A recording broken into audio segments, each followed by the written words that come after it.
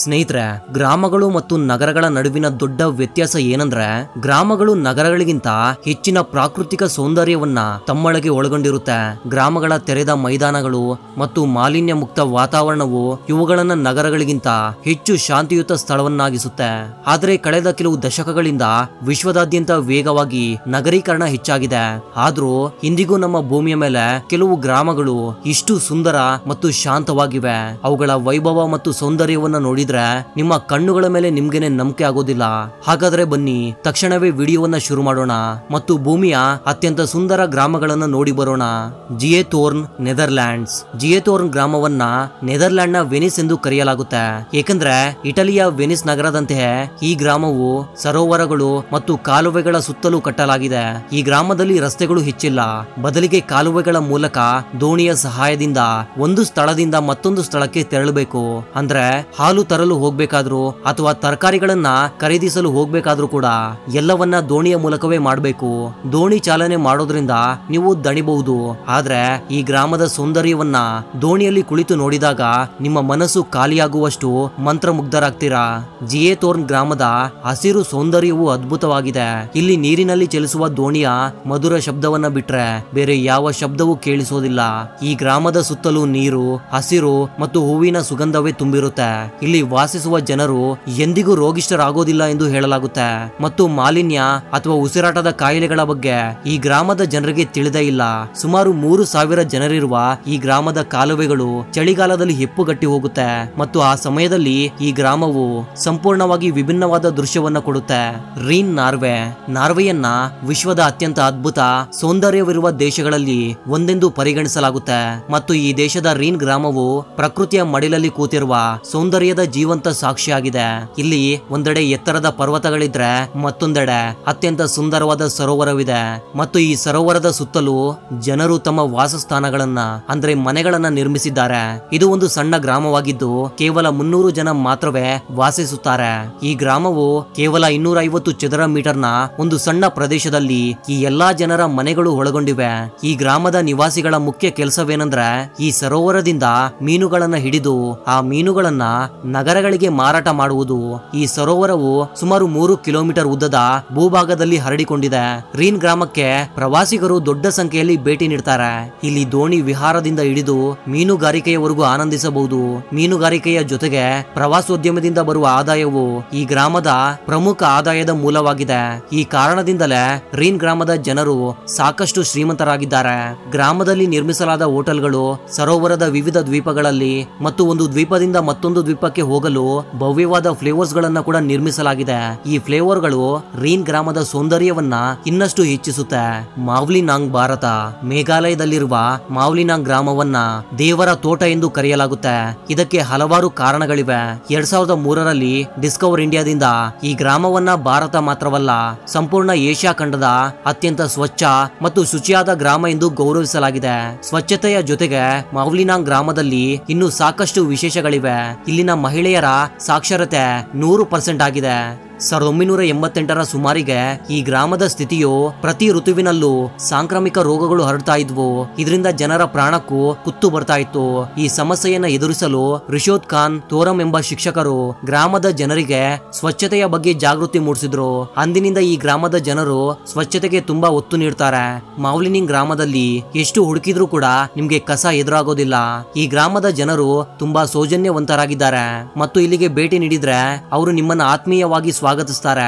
ಆದ್ರೆ ಇಲ್ಲಿಗೆ ಹೋಗುವಾಗ ಒಂದು ವಿಷಯವನ್ನ ನೀವು ಗಮನದಲ್ಲಿ ಇಟ್ಕೊಳ್ಬೇಕು. ಈ ಗ್ರಾಮದಲ್ಲಿ ಯಾವುದೇ ಪ್ಲಾಸ್ಟಿಕ್ ಅಥವಾ ಕಸವನ್ನ ಎಸಿಬಾರದು, ಏಕೆಂದ್ರೆ ಸ್ವಚ್ಛತೆಯನ್ನ ಪ್ರೀತಿಸುವ ಮಾವ್ಲಿನಾಂಗ್ ಗ್ರಾಮದ ನಿವಾಸಿಗಳು ಇದನ್ನ ಸಹಿಸಲಾರರು. ಇತ್ತೀಚೆಗೆ ಈ ಗ್ರಾಮಕ್ಕೆ ಭಾರತದ ಮಾಜಿ ಕ್ರಿಕೆಟರ್ ಆದ ಸಚಿನ್ ತೆಂಡೂಲ್ಕರ್ ಕೂಡ ಭೇಟಿ ಕೊಟ್ಟಿದ್ದಾರೆ. Feng Huang, China. ಚೀನಾದ ಫೆಂಗ್ ಹುವಾಂಗ್ ಒಂದು ಐತಿಹಾಸಿಕ ಗ್ರಾಮವಾಗಿದೆ. ಈ ಗ್ರಾಮದಲ್ಲಿ ಕಟ್ಟಲಾದ ಹೆಚ್ಚಿನ ಮನೆಗಳು 300 ವರ್ಷಗಳಷ್ಟು ಹಳೆಯವು ಎಂದು ಹೇಳಲಾಗುತ್ತೆ. ಆದ್ರೂ ಅವು ಇಂದಿಗೂ ಇಂದಿಗೂ ಉತ್ತಮ ಸ್ಥಿತಿಯಲ್ಲಿವೆ. ಫೆಂಗ್ ಹುವಾಂಗ್ ಎಂಬ ಹೆಸರು ಒಂದು ಪಕ್ಷಿಯಿಂದ ತೆಗೆದುಕೊಳ್ಳಲಾಗಿದೆ ಮತ್ತು ಈ ಪಕ್ಷಿಯೇ ಈ ಗ್ರಾಮವನ್ನ ಸ್ಥಾಪಿಸಿತು ಎಂದು ಹೇಳಲಾಗುತ್ತೆ. ಈ ಪಕ್ಷಿಯು ನವಿಲಿನಂತೆ ಕಾಣುತ್ತೆ ಮತ್ತು ಕೋಪಗೊಂಡಾಗ ತನ್ನ ಬಾಯಿಯಿಂದ ಬೆಂಕಿಯನ್ನು ಉಗುಳುತ್ತೆ ಎಂದು ಹೇಳಲಾಗುತ್ತೆ. ಆದರೆ ವೈಜ್ಞಾನಿಕವಾಗಿ ಇಂತಹ ಯಾವುದೇ ಪಕ್ಷಿಯ ಅಸ್ತಿತ್ವವನ್ನ ಇದುವರೆಗೂ ಸಾಬೀತುಪಡಿಸಲಾಗಿಲ್ಲ. ಚೀನಾದ ವುಹಾನ್ ಪ್ರಾಂತ್ಯದಲ್ಲಿರುವ ಫೆಂಗ್ ಹುವಾಂಗ್ ಗ್ರಾಮವು ತಾಜಿಯಾಂಗ್ ನದಿಯ ದಡದಲ್ಲಿ ಕಟ್ಟಲಾಗಿದೆ ಮತ್ತು ಈ ಗ್ರಾಮದ ಎಲ್ಲಾ ನಿರ್ಮಾಣಗಳು ಪ್ರಾಚೀನವಾದರೂ ಕೂಡ ಇನ್ನೂ ಅತ್ಯಂತ ಸುಂದರವಾಗಿ ಕಾಣಿಸುತ್ತೆ. ಇಲ್ಲಿನ ಮನೆಗಳ ಮೇಲೆ ಅದ್ಭುತವಾದ ಕೆತ್ತನೆಯ ಕೆಲಸ ಮಾಡಲಾಗಿದೆ. ಇದನ್ನ ಚೀನಾದ ಸರ್ಕಾರವು ಬಹಳ ಮುಖ್ಯವೆಂದು ಪರಿಗಣಿಸಿದೆ. ಈ ಕಾರಣದಿಂದಲೇ ಸರ್ಕಾರದ ಅನುಮತಿ ಇಲ್ಲದೆ ಈ ಗ್ರಾಮದಲ್ಲಿ ಯಾವುದೇ ನಿರ್ಮಾಣ ಅಥವಾ ಕೆಡವು ಕೆಲಸವನ್ನ ಮಾಡುವುದು ಸಂಪೂರ್ಣವಾಗಿ ನಿಷೇಧಿಸಿದೆ. 2014ರ ಸಮಯದಲ್ಲಿ ತಾಜಿಯಾಂಗ್ ನದಿಯಲ್ಲಿ ಬಂದ ಪ್ರವಾಹದಿಂದ ಈ ಗ್ರಾಮದ ಸುಂದರ ನಿರ್ಮಾಣಗಳಿಗೆ ಸಾಕಷ್ಟು ಹಾನಿಯಾಯಿತು. ಫೆಂಗ್ ಹುವಾನ್ ಗ್ರಾಮದ ಎಲ್ಲಾ ಮನೆಗಳು ಒಂದೇ ರೀತಿಯಲ್ಲಿ ಕಾಣ್ತವೆ ಮತ್ತು ಈ ಏಕರೂಪತೆಯೇ ಈ ಗ್ರಾಮದ ನಿಜವಾದ ಸೌಂದರ್ಯವಾಗಿದೆ. ವಿಸ್ಬ್ ಸ್ವೀಡನ್ನ ಗಾಟ್ಲ್ಯಾಂಡ್ ದ್ವೀಪದಲ್ಲಿ ಕಟ್ಟಲಾದ ವಿಸ್ಬಿ ಗ್ರಾಮವನ್ನ ಸ್ವೀಡನ್ನ ಅತ್ಯಂತ ಸುಂದರವಾದ ಗ್ರಾಮ ಎಂದು ಪರಿಗಣಿಸಲಾಗುತ್ತೆ. ಈ ಗ್ರಾಮದ ಸರೋವರದಿಂದ ಹಿಡಿದು ಮೈದಾನದ ಹೊರಗಿನ ಪ್ರತಿ ದೃಶ್ಯವು ತನ್ನದೇ ಆದ ಆಕರ್ಷಣೆಯನ್ನು ಹೊಂದಿದೆ. ವಿಸ್ಬಿಯ ಪ್ರಾಕೃತಿಕ ಮತ್ತು ಐತಿಹಾಸಿಕ ಸೌಂದರ್ಯದ ಮಿಶ್ರಣವಾಗಿದೆ. ಇದರ ಉತ್ತಮವಾಗಿ ಸಂರಕ್ಷಿತವಾದ ಮಧ್ಯಕಾಲೀನ ಗೋಡೆಗಳು, ಚರ್ಚಿನ ಅವಶೇಷಗಳು ಮತ್ತು ಆಕರ್ಷಕ ರಸ್ತೆಗಳು ಒಂದು ಮನಮೋಹಕ ವಾತಾವರಣವನ್ನು ಸೃಷ್ಟಿ ಮಾಡುತ್ತೆ. ಗಾಟ್ಲ್ಯಾಂಡ್ ದ್ವೀಪದಲ್ಲಿರುವ ಸ್ವಚ್ಛವಾದ ಸಮುದ್ರ ತೀರಗಳು ಈ ಪ್ರದೇಶವನ್ನ ಇನ್ನಷ್ಟು ಆಕರ್ಷಿತವಾಗಿಸುತ್ತೆ.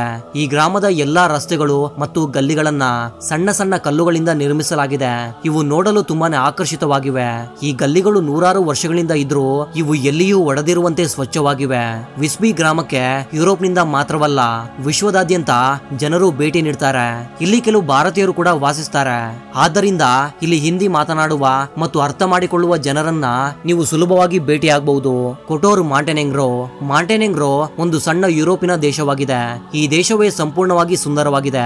ಆದರೆ ಇಲ್ಲಿರುವ ಕೊಟೋರ್ ಗ್ರಾಮವು ತನ್ನದೇ ಆದ ವಿಶೇಷತೆಯನ್ನ ಹೊಂದಿದೆ. ಈ ಗ್ರಾಮವನ್ನ ಬೆಕ್ಕುಗಳ ಗ್ರಾಮ ಎಂದು ಕರೆಯಲಾಗುತ್ತೆ. ಇಲ್ಲಿ ಪ್ರತಿ ಗಲ್ಲಿಯಲ್ಲಿ, ಪ್ರತಿ ಮನೆಯಲ್ಲಿ ಬೆಕ್ಕುಗಳು ಕಾಣಿಸ್ಕೊಳ್ತವೆ.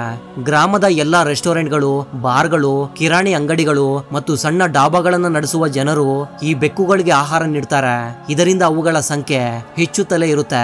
ಕೊಟೋರ್ ಗ್ರಾಮದ ನಿವಾಸಿಗಳು ಬೆಕ್ಕುಗಳನ್ನು ಇಷ್ಟಪಡಲು ಕಾರಣವೇನೆಂದ್ರೆ ಈ ಬೆಕ್ಕುಗಳು ಗತಕಾಲದಲ್ಲಿ ಗ್ರಾಮದ ಜನರ ಪ್ರಾಣವನ್ನ ಉಳಿಸಿದ್ವು. 1988ರಲ್ಲಿ ಕೊಟೋರ್ ಗ್ರಾಮದಲ್ಲಿ ಭಯಂಕರ ಭೂಕಂಪವೊಂದು ಸಂಭವಿಸಿತ್ತು. ಈ ಭೂಕಂಪದಲ್ಲಿ ಅನೇಕ ಮನೆಗಳು ಕುಸಿದು ಜನರು ಶಿಥಿಲಗಳ ಅಡಿಯಲ್ಲಿ ಸಿಕ್ಕಿಕೊಂಡಿದ್ರು. ಆಗ ಬೆಕ್ಕುಗಳು ತಮ್ಮ ಮೂಗಿನ ಶಕ್ತಿಯಿಂದ ಶಿಥಿಲಗಳ ಅಡಿಯಲ್ಲಿ ಸಿಕ್ಕಿಕೊಂಡವರನ್ನ ಕಂಡು ಹಿಡಿದವು. ಇದರಿಂದ ಅನೇಕರ ಪ್ರಾಣ ಉಳಿತು. ಅಂದಿನಿಂದ ಕೊಟೋರ್ ಗ್ರಾಮದ ಜನರು ತಮ್ಮ ಗ್ರಾಮದಲ್ಲಿರುವ ಬೆಕ್ಕುಗಳನ್ನ ತುಂಬಾನೇ ಪ್ರೀತಿಸ್ತಾರೆ. ಬೆಕ್ಕುಗಳ ಜೊತೆಗೆ ಕೊಟೋರ್ ಗ್ರಾಮವು ತನ್ನ ಅದ್ಭುತವಾದ ಸೌಂದರ್ಯಕ್ಕಾಗಿಯೂ ತುಂಬಾನೇ ಹೆಸರುವಾಸಿಯಾಗಿದೆ. ಇಲ್ಲಿ 400 ವರ್ಷಗಳಷ್ಟು ಹಳೆಯ ಕಟ್ಟಡಗಳು, ಗಡಿಯಾರದ ಗೋಪುರ ಮತ್ತು ಹಳೆಯ ಕೋಟೆಗಳು ಕಾಣಿಸುತ್ತೆ. ಪರ್ವತಗಳು ಮತ್ತು ಸಮುದ್ರ ತೀರದಲ್ಲಿ ಕಟ್ಟಲಾದ ಈ ಗ್ರಾಮವು ತನ್ನ ಪ್ರಾಕೃತಿಕ ಸೌಂದರ್ಯದಿಂದ ಸಂಪೂರ್ಣ ಯುರೋಪ್ ಅಲ್ಲಿ ಪ್ರಸಿದ್ಧಿಯಾಗಿದೆ. ಶೆಫ್ ಶಾವೆನ್ ಗ್ರಾಮವು 1936ರಲ್ಲಿ ಯಹೂದಿ ಶರಣಾರ್ಥಿಗಳಿಂದ ಗಮನ ಸೆಳೀತು. ಯಹೂದಿಗಳು ಈ ಗ್ರಾಮವನ್ನ ಸಂಪೂರ್ಣವಾಗಿ ನೀಲಿ ಬಣ್ಣದಲ್ಲಿ ಬಣ್ಣಿಸಿದ್ರು. ಈ ಬಣ್ಣವನ್ನ ಆಕಾಶ ಮತ್ತು ಸ್ವರ್ಗದ ಸಂಕೇತವೆಂದು ಯಹೂದಿಗಳು ಪರಿಗಣಿಸಿದ್ರು. ಕೆಲವರು ಈ ಗ್ರಾಮದಲ್ಲಿ ಒಮ್ಮೆ ಸೊಳ್ಳೆಗಳು ಅತಿಯಾಗಿದ್ವು ಮತ್ತು ನೀಲಿ ಬಣ್ಣವು ಸೊಳ್ಳೆಗಳನ್ನ ದೂರವಿಡುತ್ತೆಂದು ಭಾವಿಸಿದ್ರು.